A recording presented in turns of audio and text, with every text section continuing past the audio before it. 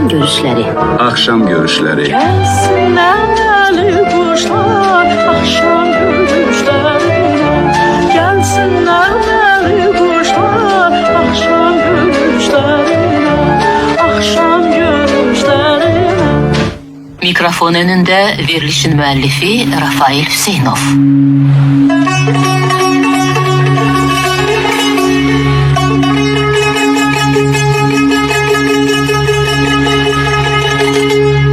Akşamınız xeyir hörmətli dinləyicilər. Bugünkü verilişimizi unutulmaz tarizənimiz xalq artisti Bəhram Mansurovun xatirəsinə həsr edirik.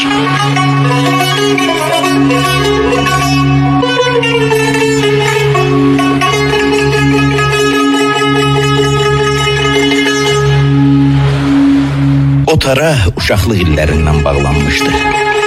Lap əvvəldən ona heç tar çalmağı öyrədən də olmamışdı.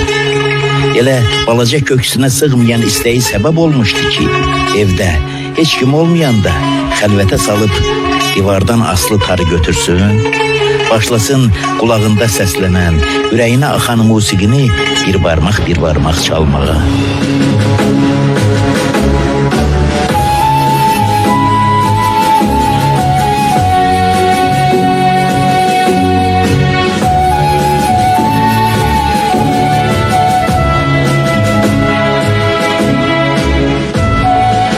Götürərdi, çalardı, hər çaldıqca da barmaqları dünənə nisbətən daha qıvraq olardı. Tarım pərdələri üstündə daha rahat gəzərdi. Və bu balaca uşaq bircə özünün şahidi olduğu bu irəliləyişə hədsiz sevinərdi.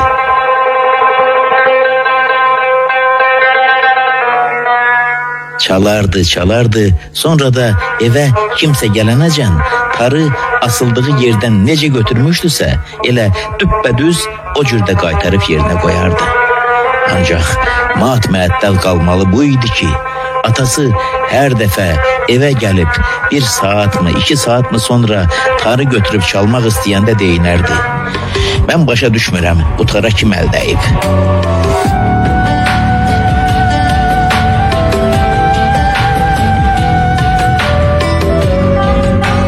Uşaq mat-məəttəl qalardı ki, axı necə götürmüşəmsə yerinə düz o tərdə qoymuşam. Otaqda məndən başqa heç kim olmayıb ki, atama xəbər verə. Bəs atam hardan bilir ki, tara toxunan olub?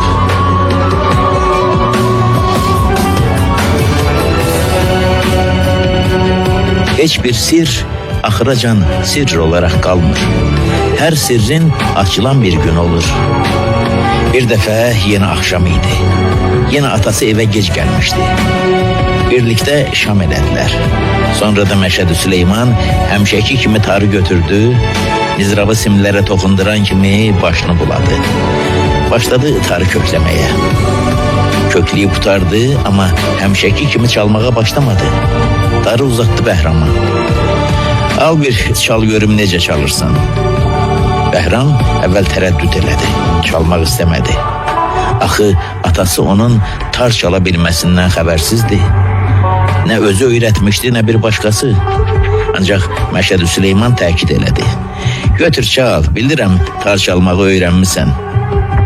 Balaca Bəhram tutulan kim oldu. Görən atam hardan xəbər tutub ki, tar çala bilirəm. Axı indiyəcən çalmağımı nə eşidib, nə görüb. Ancaq Məşədi Süleymanın sonraki sözləri Bəhrama anlattı ki, niyə atası hər dəfə tara əl dəyilməsindən duyuq düşürmüş. Çal Bəhram, çal. Hər axşam tarın kökdən düşməsindən hiss eləyirdim ki, ona əl dəyən olub. İndi çal görün bari zəhmətinin bir bəhrəsi varmı?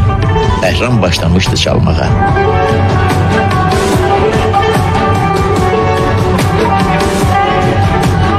Məşədi Süleyman Bəhramın pərdələr üstündə gəzən zərif barmaqlarına çox baxa bilməmişdi. Üzünü çevirmişdi yana və bir gözü atasında olan Bəhram təəccüblənmişdi ki, görən atam niyə belə elədi?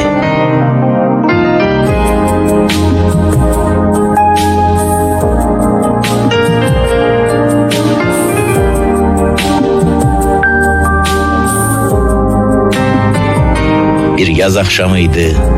Bala çalırdı, ata dinleyirdi ve bu ses hele ki içeri şeherdeki bir otaqdan gelirdi.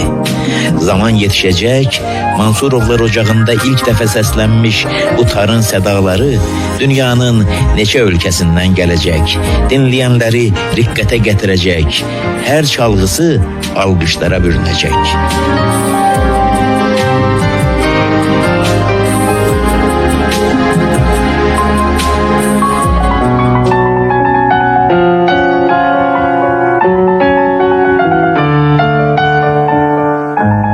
Azerbaycan'ın sabah şöhretlere bürünecek, tar ömrünün mənasına çevrilecek o tarzenin ilk tamaşaçısı karşısında. Hele yalnız atası için çaldığı o akşamda təqvimdə neçənciliydi? 1917 ya 1918 yaxud ondan da biraz sonra.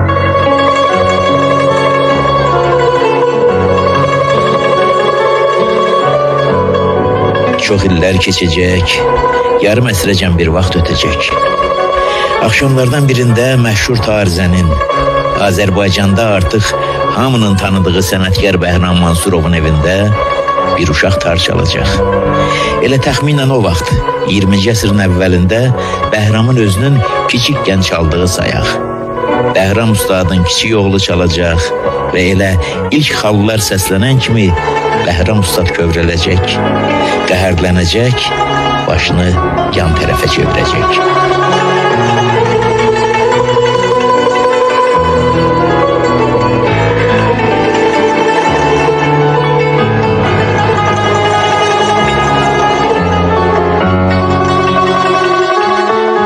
Uşaq çalacak, Bəhram dinleyecek ve yadına düşecek o uzak akşam. Atasının, Məşədi Süleyman'ın ona birinci dəfə qulaq astığı ve azacıq dinleyince ixtiyarsız başını yana çevirip udqunduğu akşam.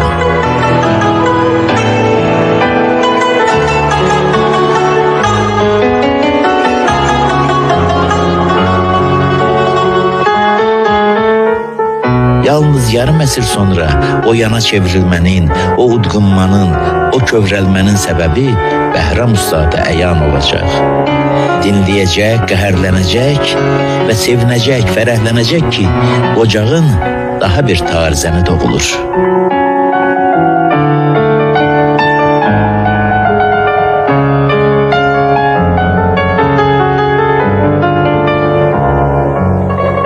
Bu akşam unudulmaz tarzənimiz xalq artisti Bəhram Mansurovu, onun oğlu xalq artisti, bəstəkar Eldar Mansurovla birgə anırıq.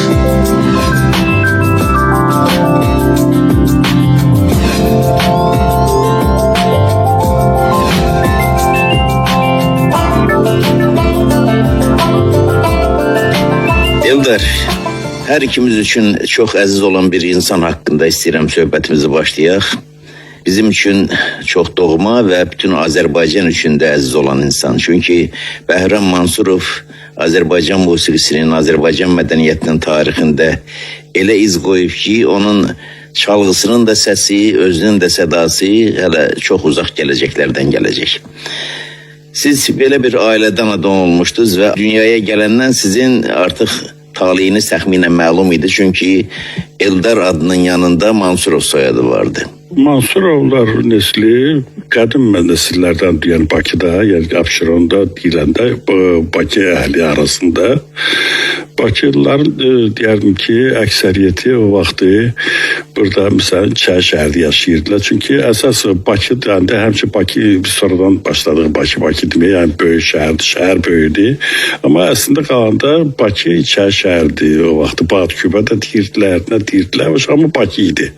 Əsl köhnə Bakılılar da Çay şəhərdə yaşayırdılar. Məhəllələr vardı, nesillər vardı. Bu nesillərindən biri də bizim nesildir, Mansurovlar nesli. Tarixdən bilirik ki, əvvəllər Azərbaycanlılarda familiya olmayıb. Filankəs oğlunu deyirdilər, filankəsi. Ləhəblərlə, yəni kimin oğlu, yəni bu cürə ilə gedirdilər nesillərin adı. Biz de Hacı Mansur'un neslinden olduğumuza göre, yani ki en hürmetli bizim nesilde Hacı Mansur olduğuna göre hem de Hacı Mansur'un adı geldi oldu bizim familyamız Mansurovlar.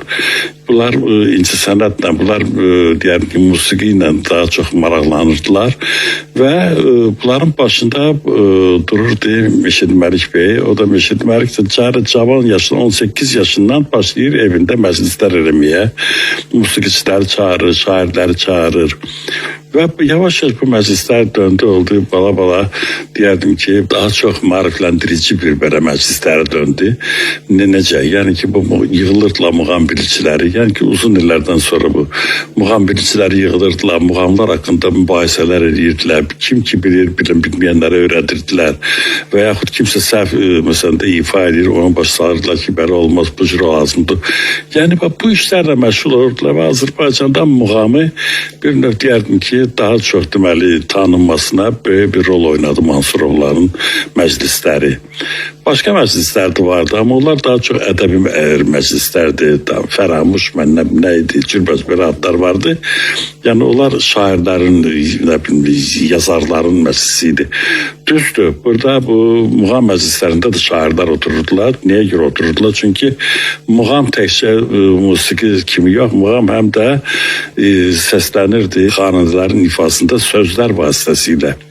Yəni o sözlər də qəzəllərdir. Yəni qəzəllərin düzgün oxunuşu, qəzəllərin düzgün seçilməsi. Məsələn, hər muğamda bir qəzəli məsələn elə bir muğamlar var ki, ancaq orada ifa edir, köşələrdə, şöbələrdə orada ifa eləmək lazımdır.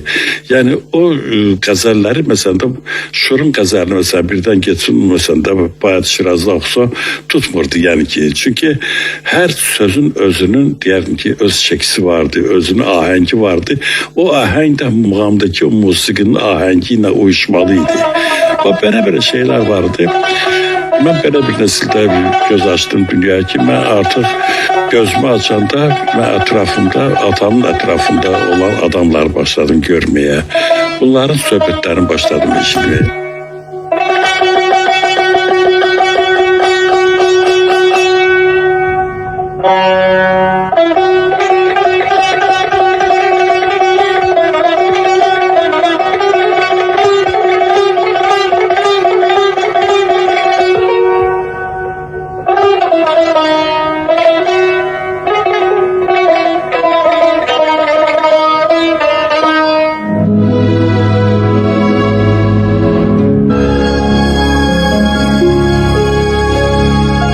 Mən əvvəlcə başqa bir mətləbə də toxunmaq istəyirəm. Belə Bəhram müəllimin öz şəxsiyyəti ilə bağlı.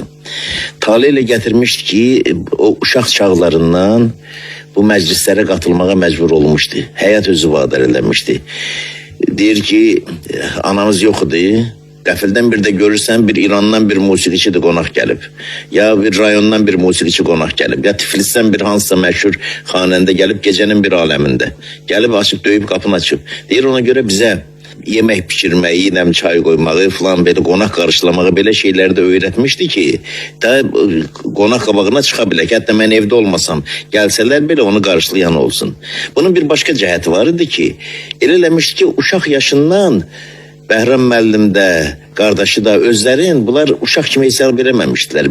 Və ona görə də Bəhram müəllimin yaddaşında o başqa insanlara xas olan cəhətdən daha artıq bir üstünlük var idi ki, çox adamları tanıyırdı. Yaddaşında tarixin çox dərin qatları qalmışdı. Çox böyük insanları görmüşdü və bunun bir başqa cəhət də var ki, Məşədi Süleymanın da ki, o Məşədi Məliyin adətini, ənənəsini davam elətdirmişdi, qonaqpərvərlik ənənəsini. Məşədi Süleymanın bir başqa cəhət də var ki, həm də yazmışdı. O xatirələrin, yaddaşların yazmışdı, o məclislərdə eşitdiklərin, o evinə gəlib gedənlərin söylədiklərin. Bəhram müəllim də bunu elə uşaqlığından oxumuşdu, öyrənmişdi, mənimsəmişdi. Həm gördükləri, həm oxuduqları onun yaddaşını çox zəngin eləmişdi və ona görə də sənin üçün də dünyaya gəldiyin andan Bəhram müəllim həm də körpü idi. Məşədi Məliyə də körpü idi, Məşədi Süleymana da körpü idi və onların dövründə yaşamış insanlara da. Biz Mirzə Səttarın adını eşitmişik də yalnız, amma Bəhram müəllim elə danışırdı və oxuduqlarından elə söyləyirdi ki, biz onu görürdük. Mansurovların bir dənə deyərdim ki, əsas belə mən deyərdim ən qiymətli cəhətlərindən deyərdim biri də o idi ki, yəni ki gördüklərini bunlar yazılı şəkildə də qoruyub saxlayırdılar. Məsələn, Məşədi Məlik vaxtı ikən məclislər edirdi və o məclisləri həm yaradıcısı idi, həm də sonra rəhbərlik etməyə başladı o məclislərə.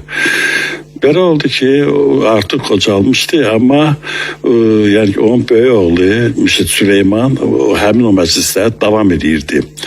Məsələn, Müşid Məlik otururdu o məclislərdə, ağsaqqal kimi rəhbəri edirdi. Deyirdilər, məsələn, o söhbət olanda orada mütləq deyirdi ki, Süleyman'a gəl otur ki, burada nə eşidirsən, hamısını otur yaz ki. O da eşidirdi, otururdu. Mən açığı atam dünyasını dəyişəndən sonra mən o əl yazmaları əl gezdirdim, baxdım. Müşid Süleyman'ın Məşəd Məlikin öz əl yazmaları qalmışdılar evdə. Varaq-varaq, cürbəcə dəftərlərdə, varaqlarda, kitabların arasında, məsələn də Firdovsunun məndən kimlərin kitabları var. Biliyorum ki, orada boş yer olan yerlərində, səhifəni görürüm ki, ərəb əlifbası ilə nəsə yazıblar orada. Bunlar nə vardı, hamısı yığıb yazırdılar, qoyurdular orada. Və beləncə ilə bax, deyəm ki, söhbətlər qorunub saxlanırdı. Mən sonradan açıq onları hamısı oxudurandan sonra özümdə məsələn ki, o vaxt Kiril əlifbası idi, ona köçürdəndə artıq məsələn hər dəfə köçürdəndə, hər dəfə onu oxuyanda elə gəldi mən kəlmə özüm də elə bir oturmuşam, elə həmin o məclisdə eşidirəm. Yəni ki, Məşəd Süleyman o cürəyin atasının məclislərində eşitdiklərini yazıb qoyurdu, saxlayırdı.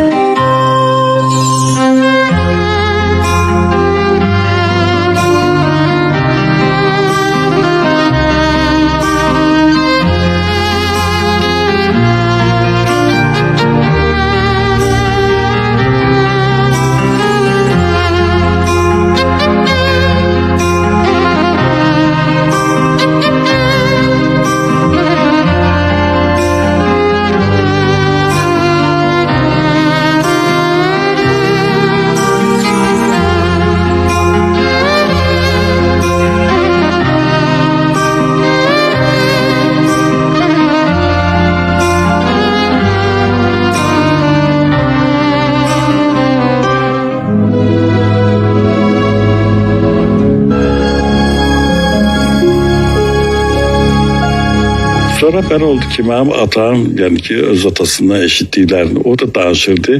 İntihası bu dəfə daha yazmaqla yox, əlinə maqnitofon vardı artıq. Radyo da vardı, lentlər vardı, məndən kino lentlərində, cürbəcürdə danışırdı, bu danışıqlar qorunub saxlanıb. Mənim də baxdım belə götürdü ki, mən məsələn belə balaca idim qardaşlarımla, birisi atamın yanında kimsə gəlirdi. Gəlirdi məsələn kimsə jurnalistdir və yaxud bir nə bilim bilici adamıdır. Neysə muğamlar haqqında, yəni keçmiş musiqiçilər haqqında maraqlanırdı. Gəlirdi ki, gəl Eldar Bəhram mənim danışqıyla bizə. Atam mütləq anama deyir ki, uşaqları göndər gəlib otursun da. Biz otururduq divanda, üç qardaş. Bunlar oturup danışırdılar. İster istemez eşidirdi o söhbətləri. Bir də görürsən ki, məsələn də bir neçə vaxtdan sonra, bir neçə aydan sonra bir başqa bir adam gəlib, neçə başqa şeydən danışırdılar. Görürsən, yeni də həmin bu söhbətə qaydanda, yəni yeni bir şeylər çıxırdı ortaya, yeni hadisələr, yeni əlavələr olur həmişə. Və bunların hamısını eşidə, eşitmişəm, görmüşəm bunları. Bu adamla adı gələndə mənə çox doğma, çox əzizdir bu adamlar.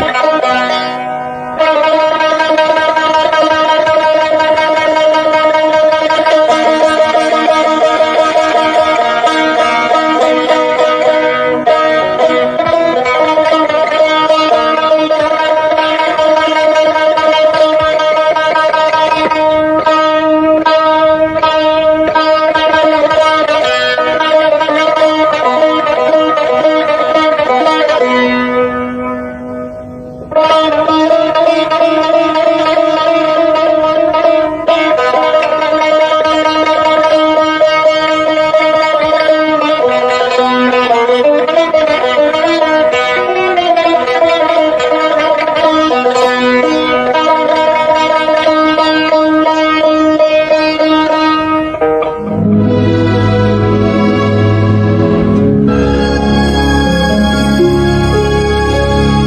adamları ki mesela meşhur xanəndələr idi, müğənnilər, sonra kamançaçılar, tarçılar, meşhur insanlar da cemaat onu televizorda görürdü, radyoda eşidirdi. Bunlar sizin evin adamlarıydılar, gelirdiler, gedirdiler. Ben balaca uşağıdım, yadıma gelir. Her dəfə biz elə ağlımız kəsərlə qapınıza zəngi olanda biz gəlib açırdı. Hər dəfə açanda ya Qurban əmin gördü, ya verkən tərli deyərdim ki bizim ev adamımızdır. Biz ona deyərdim ki bir müğənni kimi və yaxud bir sənətkar kimi biz ona ev adamı kimi, qohum kimi, yaxın istəkli bir adamımız kimi tanıyırdıq. Yəni bunlar gəlirdilər bizə məsələn Zülfü əmi idi, gəlib gedirdi. Sonradan da kim, yəni ki köynə ifası Seyid Şuşki yadıma gəlib gedirdi. Biz balaca idi, 63-62-ci, yəni o vaxtı o illərdə Seyid gəlib gedirdi bizə Seyid Şuşki. Xanəmi yəni, bizim evdə çox olub. Mən özüm dəfələrlə atamla bir yerdə gedirdik Xanəmini. Biz olurduq Hüsayinov küçəsi, Petramontin tini. Xanəmi olurdu Petramontin, deyərdim ki, deyəsə Ali Bayramov küçəsinin tinindeydi. Atam biliyorsun Tarık götürürdü, deyirdi getdi Xanəmgilə, gəldi çıxırdıq Xanəmgilə, otururdu. Atam çalırdı bunu, çox oxuyurdu. Mesela mənə deyirdi ki, otur piyanın dalında. Mən də o təsnif zadiyeklərində akompaniment zat edirdim bunlara çalıb oxuyurdular. Dəfələrlə o belənçi olmuş evlərində bu cüreylə. Xanəmi delənçi gəlib gedirdi. Qurban əmi ki, lap tez-tez gələrdi bizə. Atam tez-tez onu çağırırdı, deyirdi ki, gəlsin bizə. Mesela hər dəfə yemək zadı pişirəndə mütləq soruşurdu ki, məsələn, anam mənə danışıb bu şeyləri, mən bu şeyləri eşitmək yadımda deyir, mən atam danışmırdı. Deyirdi ki, anam deyirdi ki, biz atam dünən dizən gələmişdi, deyirsə da Qurban əmiyə. Dedi, nə istəyirsə, o dedi ki, məsələn, aş istəyirəm deyir. Görürüm ki, aşa çağırım onu, dəvət edib gəlib. Və yaxud görsən ki, yığılırdılar bunlar bir günlər, görsən Əbülfetdi, Sarı idi, Qədimova, Necmi Məlikova idi. Bunlar hamısı gəlib gediblər bizim evə. Sonra əmim Nadir idi, o da gəlib gedirdi, yəni ki, o vaxtı. Əmim Nadir demişkən, mən istəyirəm ki, bu musiqi alətləri içərisində Mansurovlar nəslinə ən yaxın olanı, ən simsar olanı tar olub. Çünkü Məşəd Süleyman özü də tar çalıb, şəkil də qalıb ki, sinəsində tar çalır, Bəhram ki çalırdı, Mirzə Mansur çalırdı, Ənvər çalırdı, Nadir çalırdı. Odur ki, istəyirəm ki, bu Mansurovların tarzənli ənənəsindən bir danışasın. Azərbaycanda xalq musiqi alətlərindən söhbət gedəndə bütün alətlərin tacı tardı. Çünkü özü bu tar dedim Kafkas tardı diye. Bunu da o vakti yaradı Sadıkcan. Yani ki tar bir sahamız bilir ki Şiraz tarı var. Geçmişte Kafkas tarından evvel Azerbaycan'da da burada hemen o Şiraz tarını çaldırdılar. Onu sonradan bu da Tümer dizisinden götürüp sinesine koyan o tarı oldu Sadıkcan. Yani ki ona göre bu Sadıkcan da Mişet Mərkin dostu oğlu, Mişet Süleyman dostu. Tek o diziden sineye koymak meselesi de orada. Çanağın ölçüleri de değişleyip sonra o zəng simləri falanlara əlavə eləyib, pərdelər artırma çoxdur. Ama en vacibi bu akustika meselesi, ses meselesidir ki o çanağı değişib. Ben bunları sevdi deyirlər, mən de təkrar eləsəm, mən gəlib oturup burada bir verişi yerleşmeci özüm muhtasar edirəm hamısını. Yani ki bu tar deyərdim ki mənə desəydilər ki mesela Mansurovların gerbini, mən Mansurovların gerbini mütləq tar salardım orada neye göre? Çünkü doğrudan tar bizim hamımız çaldı. Ben de çalmışam uşaqlığı tar. Mektebe getməmişəm. Aydın da çalıb, mən də ikimizdə. Ama özümüz üçün eşitmişik, götürmüş yerimizde çaldırdık yani bu cüreyine.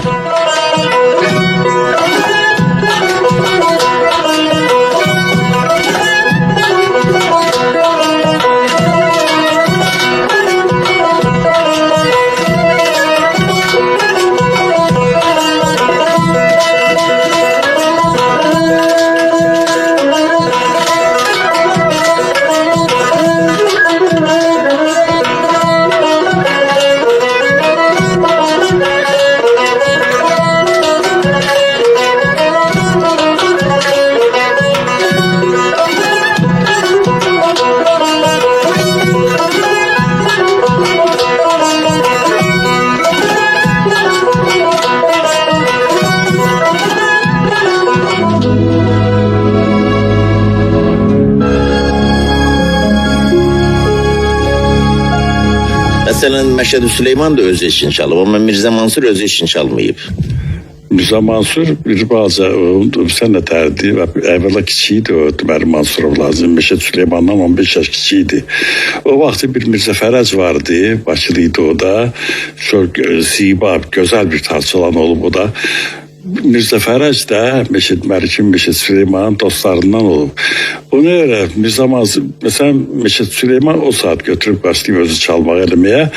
Onun əsas işi deyildi. Əsas işi o başqa işlərdi. O deyərdim ki, varlı adam kimi o torpaqlarla zadla məşğuldu. Yəni ki, torpaqları arendaya verirdi, kiraya verirdi. Belə bir işlərlə məşğuldu. Amma ki, Mirzə Mansuru dedilər ki, uşaq olan dedilər getsin Mirzə Fərəcdən öyrənsin çalmaq. Yəni o gedib müəllimdən öyrənib. Yəni Mirzə Fərəc onu öyrədib birinci.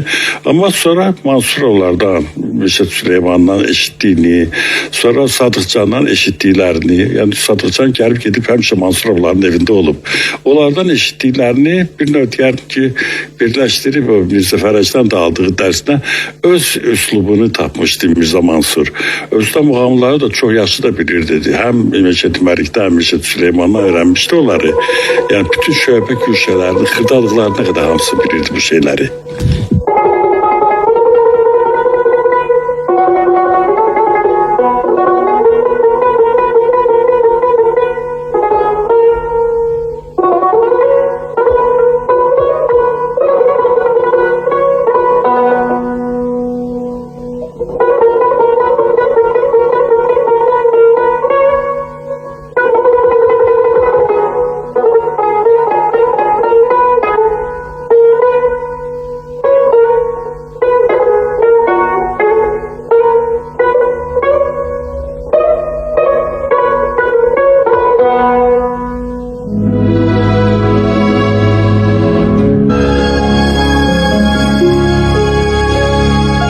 Ənvər Mirzə Mansurun oğluydu, amma onun üslubu ilə atasının üslubunun tamam fərqlidir. İş o yerdədir ki, Suriya hökuməti gələndən sonra tarzənlik sənəti bölündü iki hissəyə. Bir oldu köhnə klassik yol. Köhnə klassik yolda atam qaldı. Yəni ki, dedi ki, mən bu yolu tutmuşam, bu yolda gedəcəm. Ənvər biraz yaş etibarlı, biraz cavandı. Ənvər götürdü yeni üslubu. Yəni ki, 20-ci ildən sonra tara olan münasibət. Yəni ki, o vaxtı Üzeyir Bey başladı, konservatoriya açdı, texnikumlar açdı, məktəblər açdı. Başladılar tarı dərs deməyə bunlar. Notla diyor ki, öyrənsinlər muğamatı, zaten bu cüreylə. Muğamları mesela Mirzə Mansurun çalğısına muğamları nota salmışdılar ki, mesela qeyri-Azərbaycanlılar muğamı öyrənsinlər. Yəni tarda da başlamışlar əksinə, Avropa musiqisini nota salırdılar. Tar üçün deyirlər ki, tar çalanda öyrənsin bu musiqini çalsınlar. Ənvər bu yolu götürdü. Yəni ki, həmin bu müasir yolu götürənlər Hacı Məmmədovdur, sonra deyərdim ki, Əhsən Dadaşovdur, sonra Ənvərdir. Yəni ki, sonraki tarzənlər hamısı bugünkü günə qədər deməli olan tarzənlərin əksəriyyəti deyərdim ki, hamısı müasir yolda çağırdılar. Köhnə yolda çalanlar o vaxtı Mirzə Mansurdan sonra deyərdim Əhməd Bakıxanovdur, Atamıdır. Yəni bunlar qədimi, yəni klassik Azərbaycan muğamlarını tardan necə ifadə edir, muğamların özü kimi ifadə edirlər. Bu buslar amma bugünkü qədər olan bütün ifaçılar hamısı deyərdim ki, müasirləşdiriblər.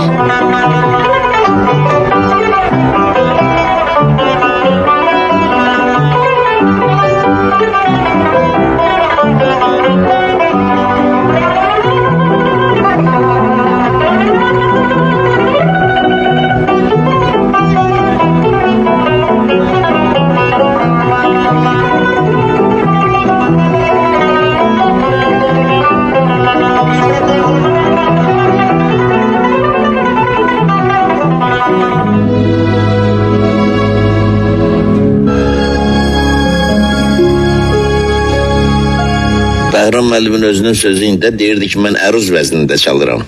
əslində muğam əruz vəznidir. Amma bu günləri baxırıq gör ki, artıq muğam heca vəzi, hecalaşıb, heca vəznində oxuyulur. Çünki nəyə görə? Heca vəznində asan oxuma, şeirlər də çoxdur.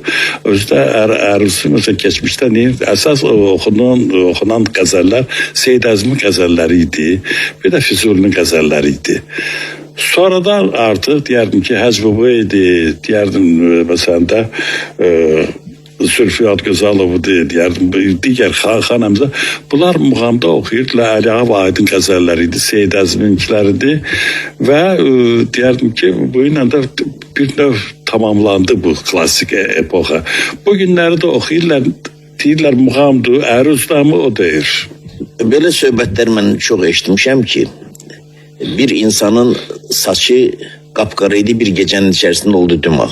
Hansısa həyəcandan, eşitdiyi ağır bir xəbərdən.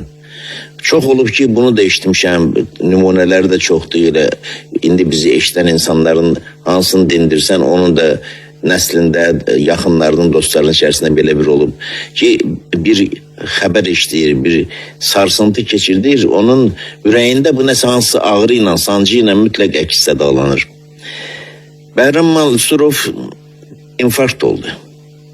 Çünkü doğma bir varlığın başına gelen bela onun ürəyin çartlattı. Opera onun için sadece bir bina değildi. Opera onun için bir canlı varlığı idi. Özü mənə həmişə söyləyirdi ki, deyir ki, mən indiki bu cavanlara mətal qalmışam. Mən deyir, bu 50 ildir bu operada çalıram. Elə olmayıb ki, mən tamaşadan saat yarım, 2 saat əvvəl gəlməyim, qoyuram, tar buranın havasını tutur, özüm buranın havasını tuturam, özümü kökləyirəm, tarı kökləyirəm buranın havasına. O opera ilə yaşayan bir adam idi və operada həmişə onun evindən keçirdi. Mən Bəhram müəllimin evində nə qədər görmüşəm ki, bizim sabahki leyliləri, sabahki məcnunları gəlirdilər, elə bir ki, studiyaya gəliblər, ya gəliblər operaya, orada məşq edirlər və yeyirdilər, içirdilər bu evin bir adamı kimi, həm də öyrənirdilər, gedirdilər. Yəni opera Bəhram müəllimin həyatının bir parçasıydı. Onu da Müslüm Maqamayev gətirmişdi. Müslüm Maqamayev də həmişə çox böyük minnətdarlıq və məhəbbətlə yad edirdi və bir sözdə vardı, deyirdi ki, mən Müslüm Maqamayevin əsl kadrı mənəm. Adam həmişə o sözü deyirdi. Ölən gün nə qədər deyir, Müslümdən söhbət düşəndə həmişə deyirdi ki, mən Müslüm Maqamayevin onun getirməsiyəm. Məni birinci dəfə Xalq Çalğan Alətlər Orkestri yarandı. Düzdür deyirlər, Üzeyir Bey yarattı. Yox, onu yarattı Müslüm Maqamayev o vaxtı və o vaxtı Üzeyir Bey bir növ apal deyirlər o vaxtı. Musavatçı olduğuna göre bir bazı vəziyyət başqa cür idi. Müslüm Maqamayevi atam da açırdı ki, Müslüm Maqamayev bizi yığdı, musiqiçiləri, xalq musiqiçilərində qeyd etdi ki, Üzeyir Bey biraz çətin vəziyyətdədir, kömək eləməliyik ona. Nə? Dedi ki, mən orkestr yaradıram burada radioda. Bu orkestri deməli hazırlayırıq və Üzeyir Bey bura rəhbər götürüb qoyacağıq. Beləçə də atam deyir ki, biz qayıtdıq ona ki, biz dadaş deyirdilər həmişə ona, atam deyir Müslüm Maqamayevə. Deyir ki, biz notsat bilmir yaxmışıq. Dedi, lazım deyil notsat, kulağımız var, eşidirsiniz, öyle çalacaqsınız. Elə də oldu. Bu orkestri yaratdılar birinci dəfə. Atam biri oturub da, hətta atam da açırdı ki, bir günlərdir konsertdir, Üzeyir Bey dirijörlük edir. Kimlərsə oturublar o yanda, konsert zalda, locada. Baxıb görürlər ki, musiqiçilər pöpütrinin üstündə qəzet bir not yoxdur orada.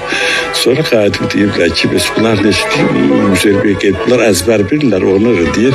Bunlara pauza olanda qəzet oxuyurdular. Orada deyir, arada deyir, belə bir şey. Zarafatla sana yola verirdilər.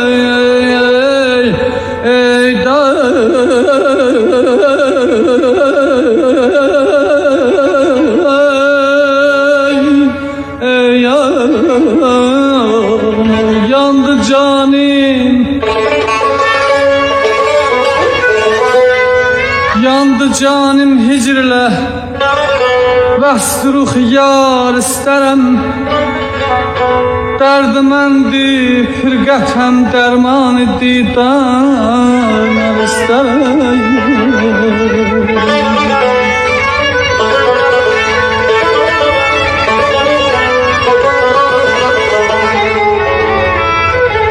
Bülbül zarem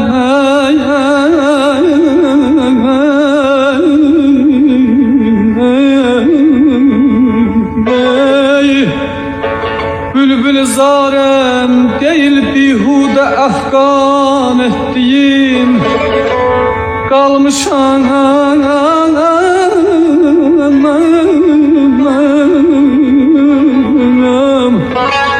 Kalmışam nalan Qəfəs qeydində gülzar istərəm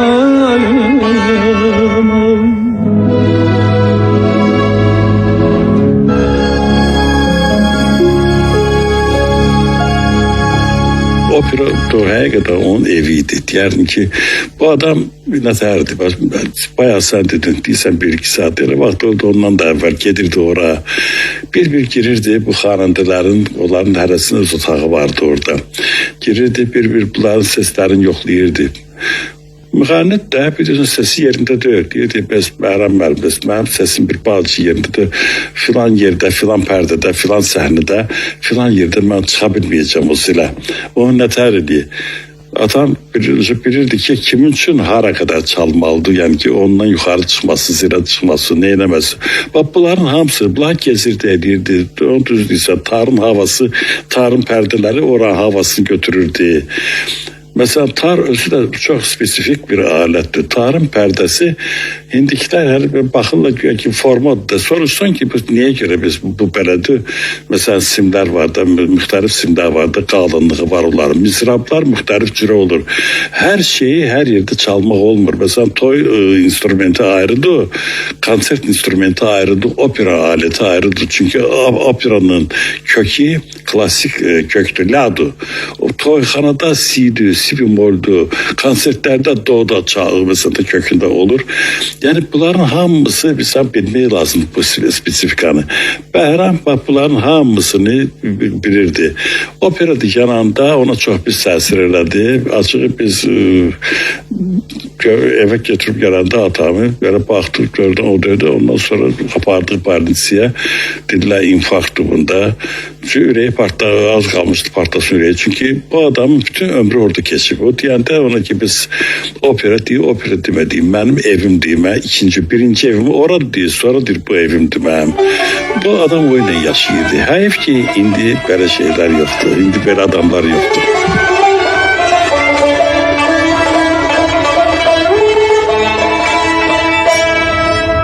Ey şu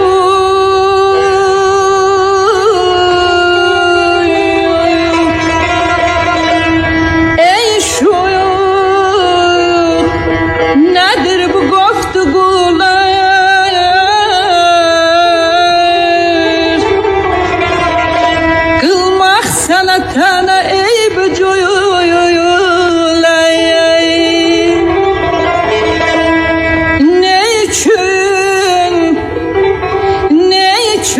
özüne ziyan edirsen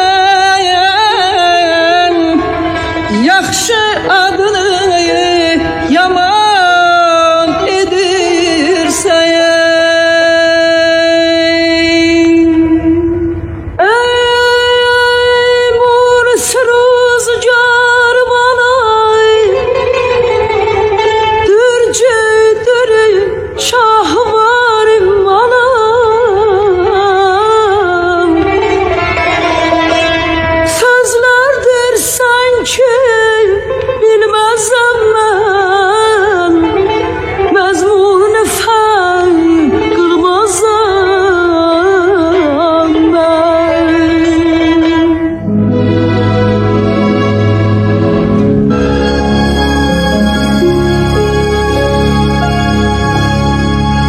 İndi tardan danışırsan Behram müəllimin tarının bir başka xüsusiyyəti də var idi ki, Behram müəllimin tarı bir başka tarzdan götürsün, çalsın, onun için çok çətin idi.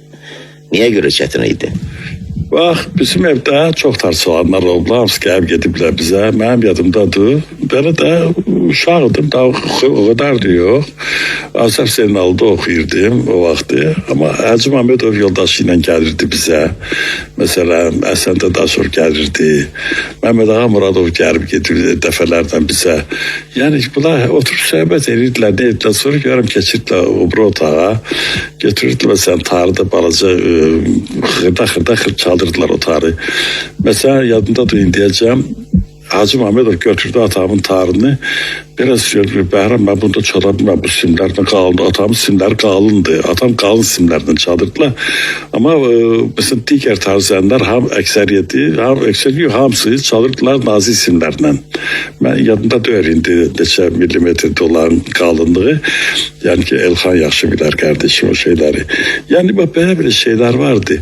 Mesela Əhsən gəlirdi götürürdülər. Mesela bunlar birbirini tarlaları götürürdülər. Biraz bu çalırdı, biraz o birisi çalırdı. Mesela evdə mesela məclislər zatlar olanda çox vaxtı məclisdə nə edirəm? Mesela ad günü. Mənim mesela ad günlər keçirirdilər. Köhnə şəkillərə baxsan görərsən Xosrov Məlikov vardı. Yadıma gəldi belə bir tarzan vardı. Xosrov'du, Rəşiddi, familiyası desə Efendiyevdi desə. Oydu. Sonra digər musiqiçilər vardı. Gəldilər. Mesela baxıram o şəkillərdə görürəm ki, Xosrov'un əlində tutar. Sonra baxıram elə həmin o ad günüdür. Mesela görürəm ki, mesela Nadirin də əlindədir. Sonra görürəm o birisinin əlindədir. Deməli bu tar əldən ələ keçirdi. Xanəndələr də hamısı orada idilər. Sarı idi, Yavər idi, Əlösət idi, Sadıxov. Nə bilim də kimlər də hamısı adları yadında da öyrəndi. Yeri şəkilləri baxsam deyərəm də. Yəni bu adamlar hamısı mesela çalırdılar. Hərəsi o instrumentləri çalırdı, instrumentdə çalırdılar. Bax, alətdə elinci ilə yaşayırdı. Bax, bu belə baxın, xatirələrə baxırsan, bu xatirələrim var danışma. Mən hərdən düşünürəm ki, bizdən sonraki nəsil belə xatirələri yoxdur, belə şeyləri danışa bilməyəcək. Çünki görməyiblər. Mən məsələn özümü xoşbaxt sayıram ki, mən Azərbaycanda deməli bu musiqiçilərin əksəriyyətini doğrudan öz gözümlə görmüşəm. Onların bir-birinə olan münasibətlərini, onların zarafatlarını, onların bir-birinə inciməklərini, onların bir-birinə olan bir insani münasibətlər hamısı olub. Muğamlara, musiqimizə onların münasibətini görmüşəm. Mən bugün deyəndə ki, sən konservatuarda oxuyuram. Xeyr, mən konservatuarda sonradan almışam təhsil. Mən birinci musiqi dərsimi almışam evimdə. Mən evimə gəlib gedən o adamlardan almışam. İndi məsələn gəlib çıxmışam bu yaşa. Hərdən yadıma salıram ki, baxıram bu adamların şəklini görəndə istər-istəməz gözlərim yaşarır. İstər-istəməz bunların söhbətləri, bunların səsləri yadıma düşür. Çünki bunlar hamısı məktəbdir. Bax, bu ənənə ilə insanlar puxtələşirlər. Mən də çox istəyərdim ki, gələcək nəsildə bu cürə puxtələşsin, amma çətin ki...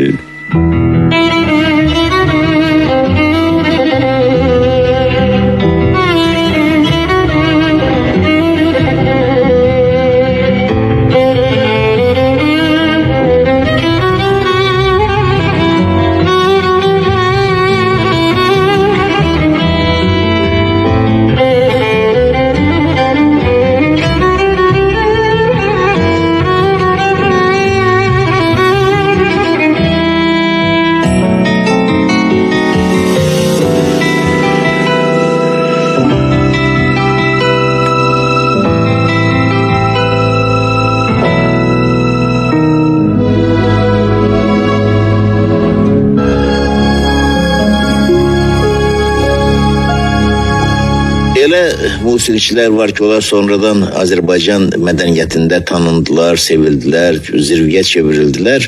İlk addımlarını Bəhram müəllimin ocağında atıblar. Məsələn, Əbülfət Əliyev gəlmişdi Qarabağdan və cavan bir insan.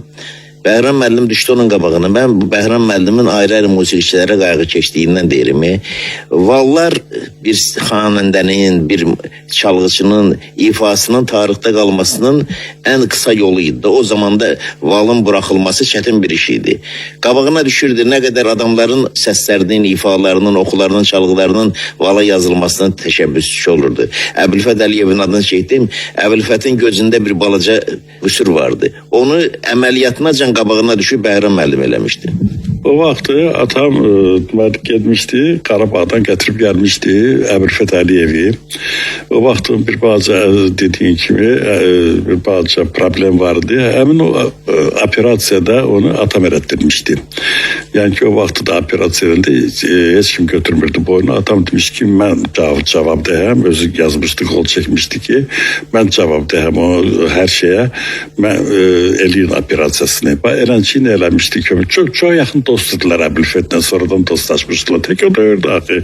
Sara Qədimova bizim evin adamıydı. Yani ki Sara Qədimova kadar bizde olan yani ki bir yaver Kələntər idi, Sara idi, Rubaba idi, çok gəlib gedirdi bizə. Yani ki bu adamlar ben açığı bunlara hamısına doğma xalam kimi baxırdım bunlara. Doğma bir ev adamı kimi baxırdım bunlara.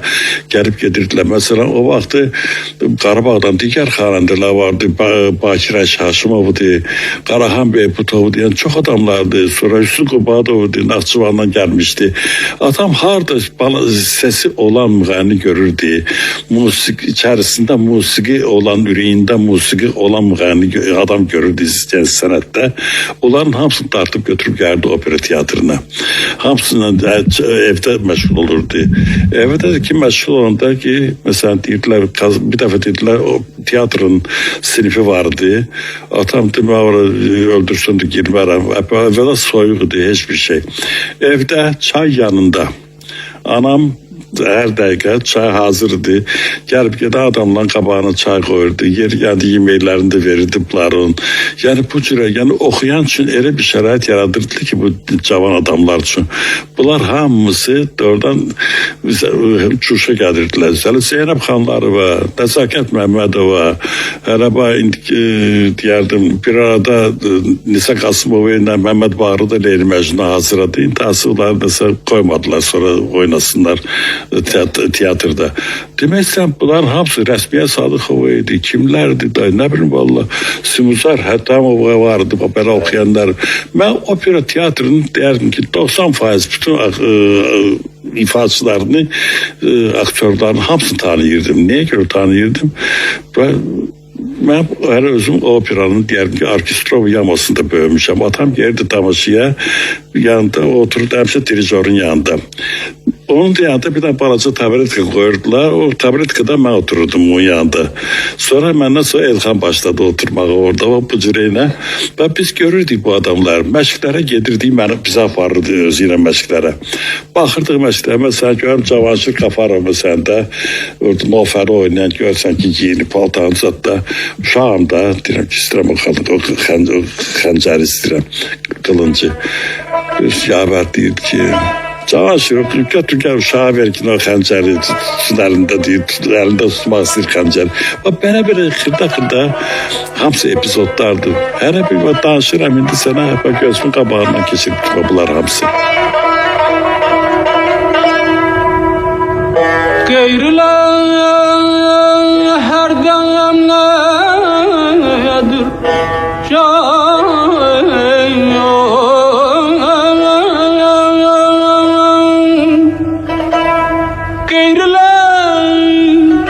her demledir seyri gülistan ettiğin bezmurunu halvet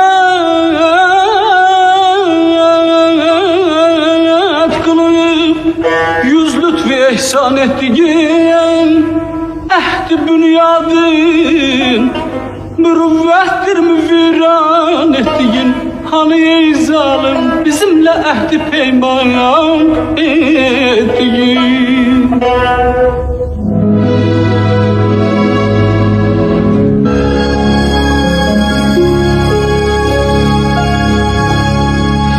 Bəhram müəllim yetiştirirdi, hazırlayırdı ne kadar Leylini, ne kadar Məcnunu, ne kadar Ərəb zəngini. Bəhram müəllim bunlara can koyup.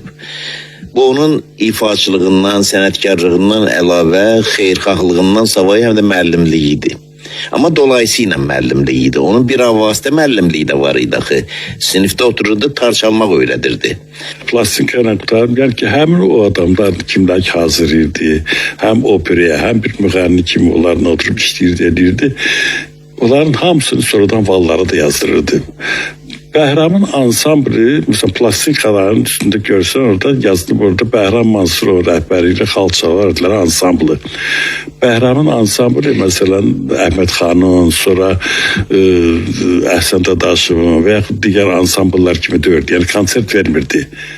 Bəhramın ansambli sırf yani ki Melodiya firmasının vallar bırakan şöbəsi için yani, onlar xahiş eləmişlər və o ansamblə deyirlər solistlər ansamblı. Hamısı böyle ajda çarçılanlardı, keman çalanlardı. Hamısı mesela ansamblda Sərvərdi İbrahimov, Mehmet Ağa Muradov'du tarçalan. Sonra kemançılarda Tərət Başxanov'du, Elman Bədalov'du. Yani ben gördüm Balabanda Bəhruz Zeynalov çalırdı. Yani bu belə musikçiler hamısı solistler yığıb toplamışdı ora. Yani bunlar bir növ plastinka için bir ömrü bunlar saklayır da bu yazıda. Köyüne plastikalar dinlesen hamısında bu şeyler eşiteceksen. Yani ki bu adamların ifaları da orada. Özden eterdi. Ansambl oturmaydı ki Bəhram oturdu solon tek özü çağırdı. Bir şeyde özü çalırdı. Diğerinde Mehmet Ağa çağırdı. Öbürsünde Sərvər çalırdı. Bak bütün hamısının arasında böyle bölürdüler. Bu cürü çalırdılar. O ki kaldı ders demeye. Ders demeye mesela benim atam elə 30-cu illərin axırlarında elə Asaf Zeynal'da ders deyirdi. Benim atam çok tez böyüdü. Anaların ki bunlar uşaq olanda itiriblər. Bayaqlar bir daha şey dedim ki Mesut Süleyman bunlara yemeği içmeyi de öğrendi. Ondan başka konak gələndə konağı kabul eləməyi, yol salmağı öğrendi bunlara. Benim atam yaşından çok tez böyüyüp yani ki uşaqlıq görməyib yerdə. Ona göre bu adamın münasibəti böyleydi ki bu artık 20 yaşında böyle bakanda derdim ki ben böyle düşünürəm ki azı 35-40 yaşındaki kişinin ömrünü yaşamıştı. Yani herden mən deyəndə bugünkü məsələdə bəstəkarlardan söhbət düşərdə deyirlər ki Mozart çok genç gedib rəhmətə. 35 yaşında ölüb. Ben mesela həmişə deyirəm ki Mozart 35 yaşında ölməyib. Mozart 35 yaşında 80 yaşındaki kişinin ömrünü yaşayıb. Yani ki böyle bir şeyler var bu hayatta. Ama o ders demeyi meselesi oydu ki yaşı tərbələr olmadı ama yani ki bugün de böyle bakanda bir neçəsi bu tələbələrin durur indi də Vamik Məmməd Əliyevdir, Sərdar Fərəcovdur, kardeşim Elxan.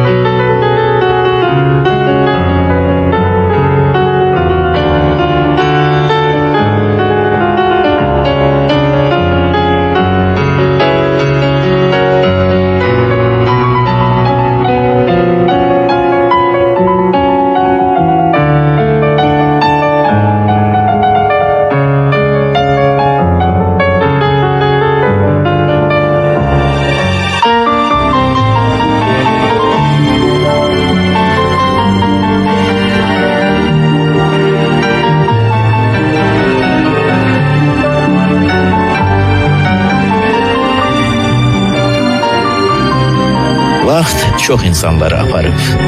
Ama vaxtın xatirələrimizi bizdən alıb aparmağa gücü çatmır.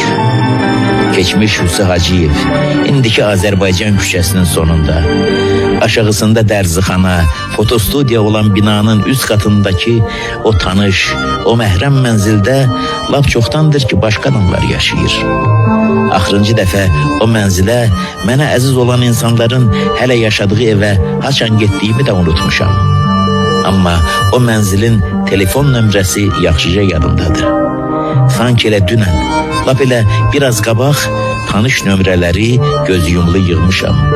Dəstəyin o başından Bəhram müəllimin mehriban səsi gəlib.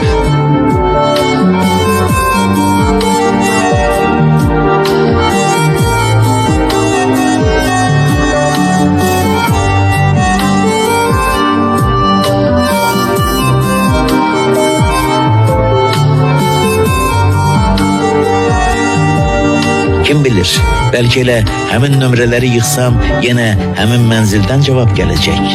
Ancaq nə fayda, gedənlər gedib, o mənzil mənim üçün artıq tamam başqa bir ünvandır. Orada yaşayanlar da yad adamlardır. Gedənlər gedib, ürəkdə həsrətləri, xiffətləri qalıb.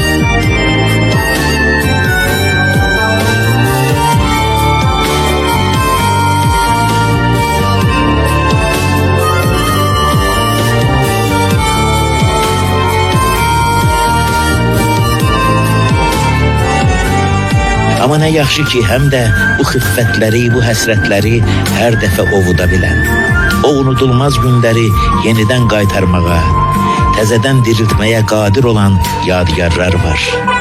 Bəhram müəllimin barmaqlarının, ürəyinin, duyğularının, düşüncələrinin qovuşduğu doyulmaz çalgıları.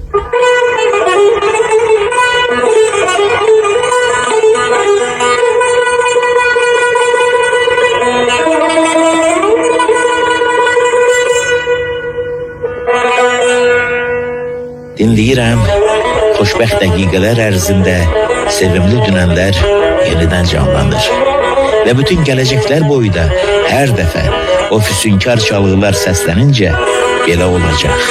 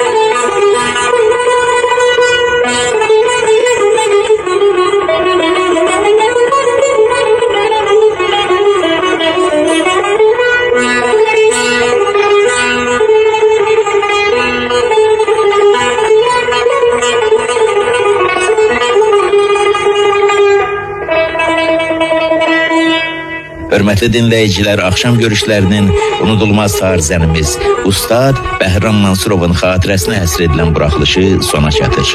Mən hamınıza uğurlar diləyirəm, salamat qalın. Verilişi Rafail Hüseynov hazırlayıb.